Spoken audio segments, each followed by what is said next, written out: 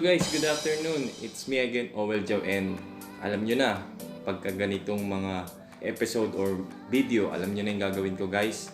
Mukbang na naman po tayo. At dahil ngayon mainit dito sa Qatar, April 29, ang temperature ngayon dito sa Qatar is 44. Kaya naman bumili ako ng ice cream at magmumukbang tayo ng ice cream. Titikman natin itong ice cream na to. Ito yung product ng Dandies guys. Ayan.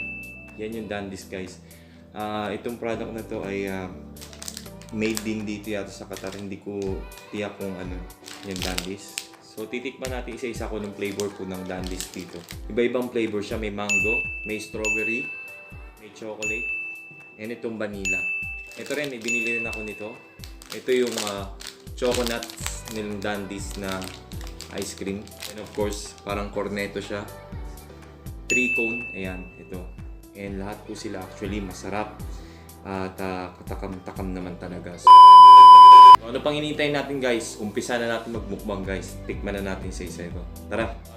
So by the way guys, bago tayo mag-umpisa sa ating pagkain ng ice cream, kung hindi ka pa isa sa mga kawapo at wapa ko, please do subscribe to my YouTube channel, Owel Jow.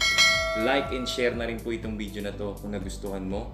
And then, huwag niyong kalimutan pong i-hit ang bell button para po lagi po kayong updated sa mga bagong pa. So ito na guys, tikman na natin guys ang ice cream na binili ko. And unahin po muna natin ang mango flavor. Ayan, buksan ko na guys. Ayun.